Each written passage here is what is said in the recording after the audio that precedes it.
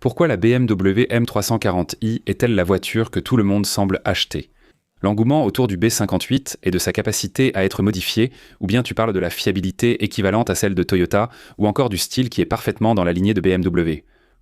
J'ai eu l'occasion d'essayer cette voiture. Je l'ai testée, je l'ai conduite. Je connais des gens qui en possèdent, et j'ai moi-même possédé d'anciennes BMW série 3, donc je peux totalement en témoigner. C'est en effet la BMW à posséder. Je vais partager les raisons, le meilleur, le bon, le mauvais et le pire, ainsi que certains des principaux points problématiques que vous devrez prendre en compte. Vous allez découvrir tout ce qu'il faut savoir sur la BMW M340i et pourquoi vous devriez en acheter une aussi. Allons-y maintenant. La vie est trop courte pour conduire des voitures ennuyeuses.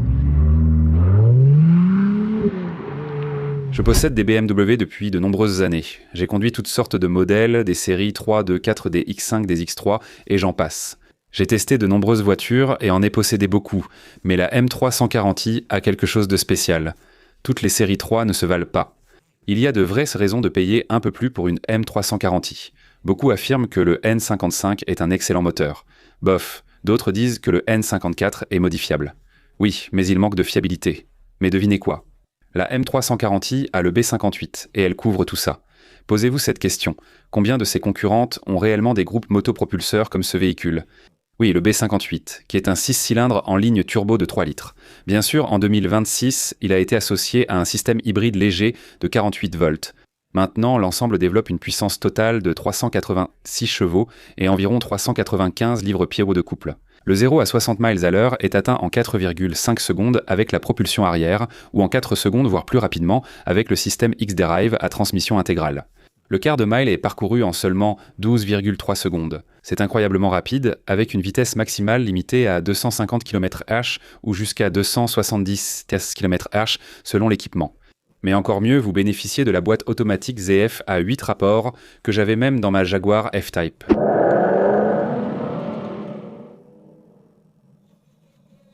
Et je peux vous promettre qu'elle sait ce que vous allez faire. Elle passe les vitesses, elle apprend votre style de conduite et la façon dont vous voulez conduire. Elle est fiable. Les passages de rapport sont rapides. Elle est presque aussi rapide qu'une boîte à double embrayage, mais totalement fiable. C'est l'une des meilleures, utilisées par tous, Jaguar, Alfa Romeo, BMW. On la trouve désormais dans les Ram et d'autres véhicules. Cette boîte de vitesse est magnifique, durable et très polyvalente. Mais croiriez-vous qu'un véhicule avec près de 400 chevaux puisse encore avoir une consommation de carburant incroyable, allant jusqu'à 30 miles par gallon sur l'autoroute?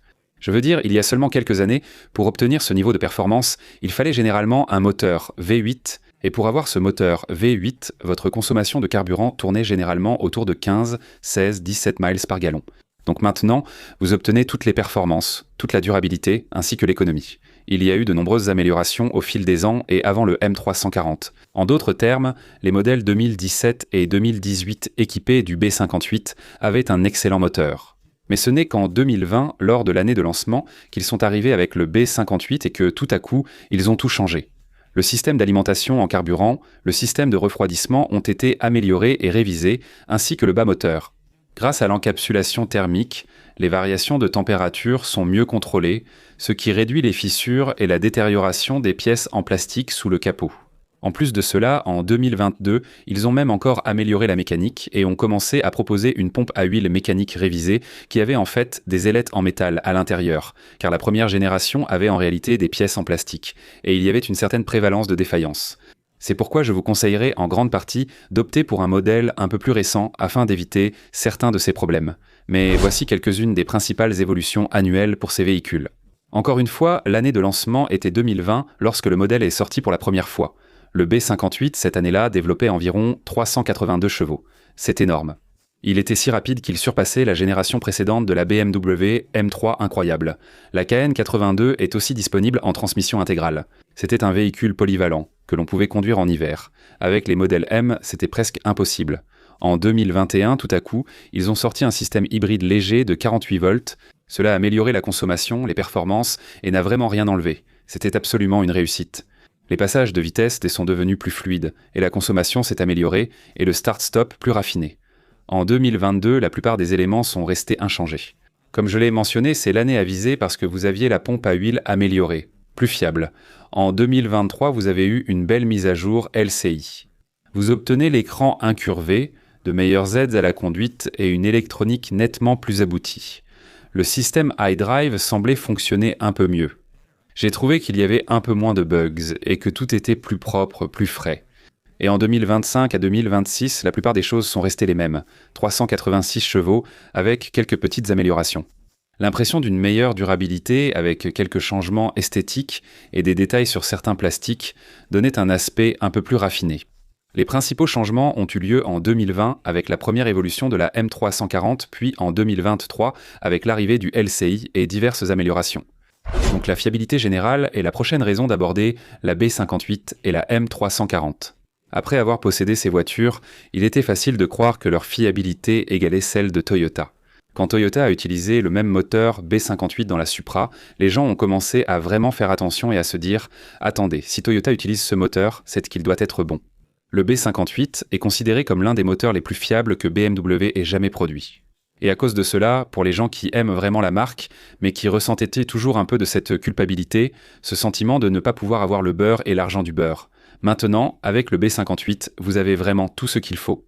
Parce qu'en plus de ça, la boîte ZF a 8 rapports que BMW utilise dans pratiquement tout, de la série 2, 3, 4, 5, 6, 7 et au-delà, ainsi que dans toutes les variantes X, utilisent cette même transmission.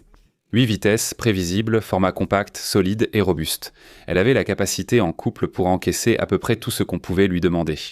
Même avec un moteur préparé, cette transmission resterait intacte. BMW a trouvé la bonne formule. Beaucoup de constructeurs adoptent la boîte ZF à 8 rapports pour sa durabilité et sa flexibilité en propulsion comme en transmission intégrale. Contrairement à de nombreux véhicules actuels configurés pour s'autodétruire, vous avez peu de marge pour la préparation. Celui-ci en offre. Il y a beaucoup de gens qui préparent sans cesse ces moteurs pour 600, 700, voire 800 chevaux et plus. Le moteur obtient 5 étoiles, la transmission 5 étoiles, l'électronique 4 étoiles. C'est appréciable pour un véhicule de luxe allemand qui, il y a 10 ans à peine, faisait râler à cause de fuites de liquide de refroidissement et d'huile, de lève-vitres défectueux et de problèmes électroniques ou de suspension. Devinez quoi? Ces voitures t présentées ont peu de problèmes, mais restent imparfaites. On va en discuter. J.D. Power attribue en général 81 sur 100 à la série 3 pour sa qualité et fiabilité. Et en plus de ça, Bimmerboom dit qu'elle obtient une note de 4 sur 5 en termes de fiabilité, précisément parce que cette voiture s'est nettement améliorée par rapport à toutes ses prédécesseurs. Consumer Reports évalue également cette BMW à environ 78 sur 100. Cela dit, il y a quelques réserves et c'est généralement la première année modèle où ils ont rencontré quelques bugs. Après quelques années, des problèmes de refroidissement d'huile surviennent, puis des soucis avec le boîtier du filtre à huile apparaissent aussi. Et il y a quelques défis, mais dans l'ensemble, c'est un véhicule assez fiable. Pour moi, à mon avis personnel, les rappels sont un signe fort, parce que s'ils n'ont pas bien fait les choses à l'usine et que vous devez maintenant en payer le prix en tant que propriétaire, en prenant de votre temps précieux pour amener la voiture chez le concessionnaire pour régler un rappel, eh bien ce n'est pas une bonne situation. Et donc il y a des constructeurs qui luttent avec des dizaines de rappels. Demandez simplement à Ford comment ça se passe ou à Stellantis. BMW n'a que quelques rappels mineurs. La 340 de 2020 présente un risque potentiel d'incendie parce que le démarreur pourrait surchauffer. Et il y avait environ 145 000 véhicules ou plus aux États-Unis qui étaient concernés par ce rappel en particulier. Selon la National Highway Traffic Safety Administration, bien qu'il n'y ait qu'un rappel, on note plusieurs plaintes et similitudes dans l'expérience des propriétaires de la 340, notamment des oscillations dans la direction. Beaucoup de ces problèmes concernent la transmission intégrale, sur laquelle nous reviendrons. Problèmes de frein, défauts électriques et d'autres soucis récents. Certains d'entre eux, bien sûr, certaines personnes envisageraient maintenant d'intenter une action en justice. Un recours collectif affirme et suggère que BMW était parfaitement au courant de certains de leurs problèmes liés au boîtier de filtre à huile. Fuite de liquide de refroidissement et d'huile mêlée, émulsion, panne majeure, fissure du boîtier, réparation coûteuse. Certains disent que leur véhicule consomme beaucoup de liquide de refroidissement. Il y a 2 réservoirs et beaucoup doivent en rajouter souvent. Avez-vous entendu parler des récents problèmes de transmission intégrale et de boîtier de transfert sur certains modèles BMW causant une défaillance prématurée? Mais par coïncidence, il semble que cela se produise juste après la fin de la garantie pour certains. Maintenant, ce n'est pas un phénomène très répandu, mais encore une fois, il existe certaines pratiques d'entretien recommandées à ce sujet. Et si vous décidez de ne pas utiliser les produits recommandés par BMW, vous pourriez prendre ce risque. La prochaine série de problèmes bien connus n'est pas suffisante pour décourager les clients et les propriétaires de ces voitures, car même s'ils ne sont pas forcément insignifiants, la voiture est tellement exceptionnelle à bien d'autres égards. Beaucoup ignorent les petits soucis comme les conduites de liquide de refroidissement, pompe à eau et thermostat. Mais rappelez-vous, la pompe à eau est désormais mécanique, donc plus durable et moins problématique. Cela a été amélioré, de même que l'encapsulation thermique qui limite fissures et détérioration des conduites de refroidissement, mais cela reste un problème potentiel. Pourquoi BMW place-t-il toujours la chaîne de distribution côté cloison par feu? C'est le cas ici. Quelques soucis électroniques ont aussi été signalés, comme avec l'iDrive ou certains capteurs. En général, l'usure des freins n'a pas été jugée très bonne. Ils ont tendance à s'user un peu prématurément. Mais encore une fois, cela a tendance à arriver avec les véhicules de performance ou les véhicules qui roulent à des vitesses plus élevées et il faut bien les ralentir. Et je sais que lors de l'essai que j'ai fait avec la M340i, j'ai été absolument impressionné par les crépitements, les sons, l'accélération et la capacité de freinage. C'est tout simplement incroyable. De retour en mode M ici, ou en mode sport. Elle n'a pas la vraie fonctionnalité M, mais offre des aptitudes sportives et un réglage dynamique supplémentaire. Donc encore une fois, ça vous donne des performances globalement plus vives, plus précises, et on sent vraiment que la voiture est plus dynamique. Maintenant, tu vois, elle passe à ces changements de vitesse agressifs, et c'est la voiture qui le fait. Ce n'est même pas moi. C'est la boîte ZF à 8 rapports qui fait des merveilles. C'est la boîte automatique à 8 rapports qui fait ce qu'elle sait faire, c'est-à-dire anticiper ce que le conducteur veut. Et le réglage de cette transmission est absolument impeccable. Donc là, on est arrêté au feu, essayons juste ici et allons-y à fond. Modé. Donc vous pouvez faire ça de plusieurs façons. Je peux le faire en mode manuel maintenant. Je passe une vitesse manuellement. Manuel 3, 4, 5, vous voyez, c'est tout. Passer les vitesses en manuel est très facile. Avec le levier, je repasse en automatique où j'utilise les palettes au volant. Là, je commence simplement à changer les rapports. C'est vraiment polyvalent. Il y a eu quelques problèmes liés au système micro-hybride 48 volts et certains des alternodémarreurs, dans un très petit nombre de cas, sont parfois tombés en panne. De manière générale, cependant, le véhicule est très robuste. Le B58, s'il est bien entretenu, est fiable et peut supporter des niveaux de préparation élevés. Et beaucoup de passionnés disent qu'ils peuvent ajouter des centaines de chevaux supplémentaires dessus sans rencontrer de problème. Le bas moteur forgé offre la puissance, les performances et la rigidité nécessaires pour supporter ce niveau de préparation. Maintenant, la G20 possède ce qu'ils appellent la plateforme CLAR. Il s'agit essentiellement de la plateforme d'architecture en cluster qui utilise de l'acier de haute qualité et de l'aluminium. Elle possède des jambes de force McPherson à l'avant, une suspension arrière multibras et un amortissement hydraulique pour mieux absorber les chocs sur routes accidentées. BMW affirme également qu'elle possède un fond plat, ce qui aide à réduire son coefficient de traînée et à fendre l'air beaucoup mieux. Un autre signe de la popularité de ces véhicules est leur faible dépréciation. Pour moi, c'est révélateur, si un véhicule ne se déprécie pas. Il se passe quelque chose qui vous pousse vraiment à y regarder à deux fois et à vous demander pourquoi cette voiture garde-t-elle aussi bien sa valeur. La dépréciation en moyenne sur 5 ans pour une voiture équipée d'un moteur B58 comme celle-ci n'est que de 30 à 40% dépréciation sur 5 ans. Comparez cela au reste de l'industrie, où la dépréciation était plus proche de 50 à 55%. En plus de cela, en 10 ans, il est seulement connu pour perdre entre 50 et 60% de sa valeur d'origine. Alors qu'au bout de 10 ans, beaucoup de ses concurrents ont déjà perdu 70 à 75%, voire dans certains cas 80% de leur valeur d'origine. Ces B58 et la M340i en particulier ont une potentiel de préparation, une durabilité, une fiabilité et un style que tout le monde semble rechercher. C'est pourquoi les gens paient plus cher pour ces véhicules, et c'est aussi pourquoi tout le monde les achète, ce qui maintient leur valeur très élevée aujourd'hui. La M340i connaît un tel succès qu'elle se vend bien mieux que 5 de ses principales concurrentes, dont l'Audi S4. Mais nous savons que la S4 n'est plus ce qu'elle était, ce n'est qu'une coquille de ce qu'elle était autrefois. Audi ne fabrique plus vraiment de véhicules pour les passionnés, c'est plutôt pour les frimeurs de nos jours. Et même s'il y a d'excellentes Audi, j'ai déjà dit que des véhicules comme la RS3 et la TTRS sont clairement les meilleurs. C'est pareil pour des modèles comme la R8, la RS7 aussi est une excellente voiture. La plupart de ce qui se situe entre les deux me paraît un peu édulcoré selon mon expérience. C'est pourquoi ce véhicule ne concurrence pas directement la M340. Si vous aimez vraiment l'expérience de conduite, elle n'est pas aussi fiable et elle ne conserve pas la même valeur. La Mercedes AMG C43, j'adore ça, c'est merveilleux.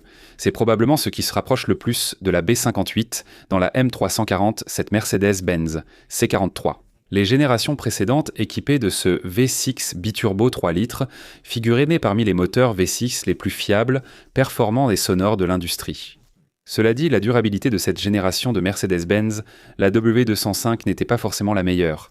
Elle avait tendance à devenir bruyante et fragile. À l'intérieur, les pièces s'usent et elle tient moins bien. Structurellement, ce n'est pas une voiture aussi robuste. La BMW paraît plus durable, ne rouille pas, offre de meilleures performances, un meilleur potentiel de préparation et une fiabilité supérieure. Une troisième, c'est l'Acura TLX Type S. J'adore cette voiture, vraiment. Malheureusement, elle a disparu. Il semble cependant que les Acura ne se vendent pas très bien. Un vrai passionné qui veut un véhicule sportif comme ça, une expérience de conduite authentique, c'était qu'en Ezetiors by Sandayet semble toujours se tourner vers la BMW. Acura propose une excellente voiture, la Type S, une de mes préférées. Mais elle ne se vend pas car la BMW l'emporte partout. Boîte de vitesse, puissance, longévité. En termes de dépréciation globale, c'est pour ça que les gens continuent de choisir la BMW, même face à l'Acura. La Genesis G70 se fait battre par la BMW sur tous les plans, il n'y a pas photo. Et puis l'autre, la Lexus IS500, on pourrait même défendre la IS350 aussi. Un V8 développe 472 chevaux, donc c'est bien plus puissant que la BMW, mais la 350 a plutôt 311 chevaux, donc elle est en retrait. Donc la BMW se situe quelque part au milieu. Mais encore une fois, la BMW est plus facile à modifier avec le turbo, elle a une meilleure courbe de couple et elle attire davantage les passionnés. Qui cherche une vraie expérience de conduite choisira la BMW. La Lexus IS500 est seulement à propulsion, tandis que la 350 existe soit en transmission intégrale, soit en propulsion. La BMW couvre tous les aspects et, après une légère reprogrammation pour environ $2000, la IS5 est largement dépassée. Parlons donc des avantages et inconvénients. Parmi les avantages de ces BMW, il y a le fait qu'elles possèdent l'un des meilleurs moteurs haut de gamme, le B58, et elles sont aussi extrêmement rapides. En fait, elles sont plus rapides que l'ancienne M3. C'est une voiture utilisable au quotidien avec des performances sportives. Ça fait aussi un joli bruit, mais il faut mentionner des inconvénients. L'entretien coûte cher, surtout après la garantie.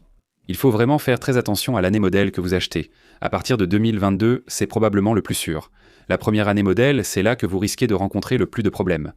Les autres problèmes, ce sont les bugs techniques, l'électronique BMW. Il y a des soucis, les lève-vitres, l'entretien coûteux, les frais d'atelier à 250 de l'heure, les tarifs des garages sont très chers.